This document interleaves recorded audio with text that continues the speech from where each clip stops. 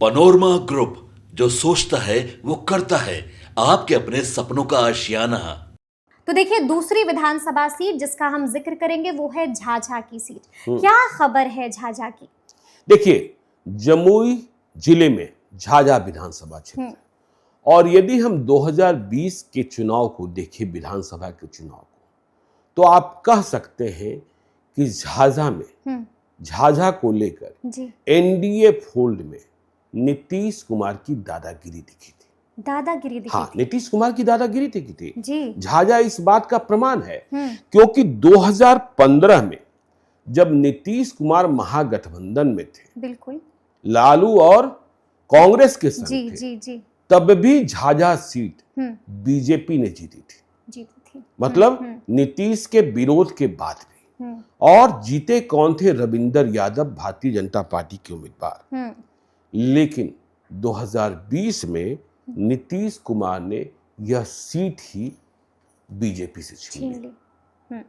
Seat ही छीन ली, यानी कि दादागिरी। हाँ, दादागिरी। हाँ, तो एनडीए फोल में 2020 में यह सीट जेडीयू को प्राप्त हो गई लड़ने, और उम्मीदवार बने दामोदर रावत, जो 2015 में हार गए थे। लेकिन नीतीश कुमार, तो झाझा में यह हुआ कि 2020 में दामोदर रावत चुनाव जीत गए। दामोदर रावत को 76,972 मत आया, और आरजेडी की उम्मीदवार राजेंद्र प्रसाद को 75,293 मत आया। मतलब नजदीकी मुकाबला हुआ, बिल्कुल, बहुत नजदीकी मुकाबला। यहां देखिए, बीएसपी का प्रभाव भी दिखा, मायावती की पार्टी, बहुजन समाज पार्टी का।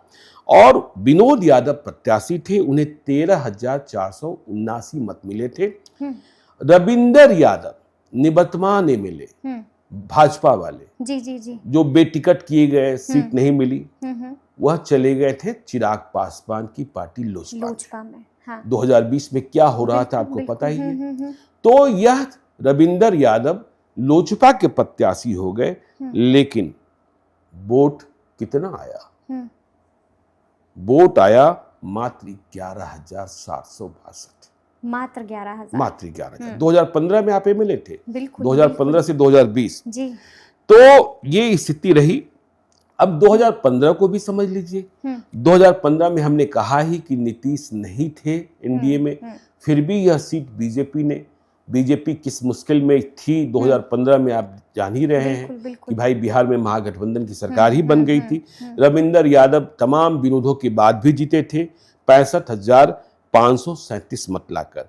और दामोदर रावत, जिनके लिए 2020 में नीतीश कुमार ने सीट छीनी, वह चुनाव हारे थे 43,451 मत लाकर। और विनोद यादव, जो 2020 में बीएसपी के प्रत्याशी थे, वह इंडिपेंडेंट चुनाव लड़ गए थे, उन्हें 20,745 मत आया था। और बहुजन समाज पार्टी, देखिए बहुजन समाज पार्टी की कुछ जमीन यहां है, क्योंकि देखिए आबिद कौसर, उन्हें 11,444 मत मिले थे। तो झाझा में आप यह भी समझ सकती हैं कि 2 यादव या 3 यादव लड़ जाते हैं, तो यादव वोट जो है वह सत्यनारायण भगवान के प्रसाद की तरफ बच जाता है। हाँ, बिल्कुल। हाँ, और इसका फायदा 2020 में दामोदर रावत को मिला। तो अब सवाल यह पैदा होता है कि 2025 में क्या होगा। तो 2025 में यह सीट फिर से जेडीयू के खाते में।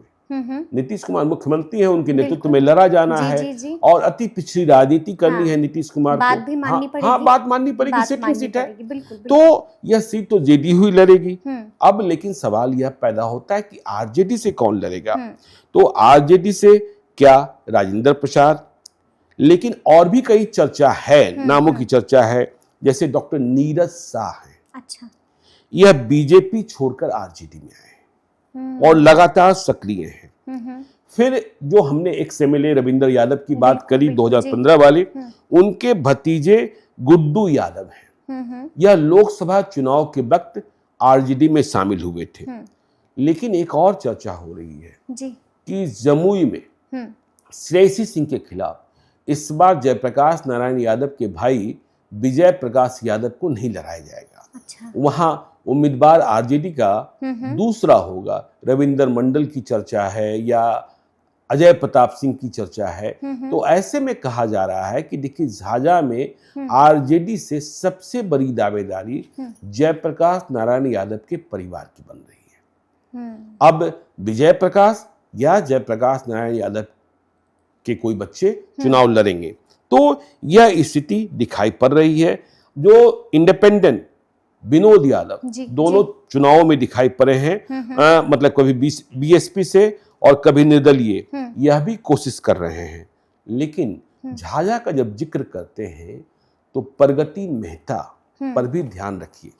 प्रगति मेहता कभी अच्छे पत्रकार थे, हिंदुस्तान अखबार के मुजफ्फरपुर संस्करण के प्रभारी थे। बिल्कुल, हाँ। लेकिन 2014 में ही, शायद 2014 में या और कोई एक चुनाव पहले, लालू यादव ने इन्हें इस्तीफा दिलवा दिया था। अच्छा, ठीक है। जी जी जी। और यह ललन सिंह के खिलाफ चुनाव लड़ने को चले गए थे। ठीक है, सांसद का चुनाव, लेकिन चुनाव नहीं जीत पाए। तो प्रगति मेहता की दिलचस्पी भी, प्रगति मेहता ने भी इन दिनों अपनी एनर्जी झाझा में लगा रखी है। अच्छा, हाँ, तो ये क्या कर रहे हैं, नहीं कर रहे हैं, इस पर भी ध्यान रखना होगा। और यदि प्रशांत किशोर की पार्टी जनसुराज की बात करें तो हमने कहा कि देखिए यहाँ अति पिछड़ी जाति और यादव, तो धर्मदेव यादव है, उनके नाम की बहुत सारी चर्चा हो रही है कि धर्मदेव यादव वहां जनसुराज पार्टी की ओर से लगातार फील्डिंग सजाए हुए हैं और चुनाव लड़ने की तैयारी कर रहे हैं। तो अभी जनसुराज से और कई नाम आने हैं, इसलिए देखिए झाझा को लेकर थोड़ी सी प्रतीक्षा, जब हम झपटा झपटी या फिर सेकंड राउंड में वहां के दावेदारों के बारे में चर्चा करेंगे, कौन आगे जा रहा है, कौन पीछे छूट रहा है। जैसे हमने कहा ना, जयप्रकाश यादव के परिवार की बात हो रही है, तो तब दृश्य और ज्यादा स्पष्ट होगा, क्योंकि हर विधानसभा क्षेत्र को लेकर हम हर हफ्ते अपडेट प्राप्त कर रहे हैं कि किसकी पैरवी कहां लग रही है और किसकी पैरवी कहां टूट रही है। तो यह देखने की बात होगी।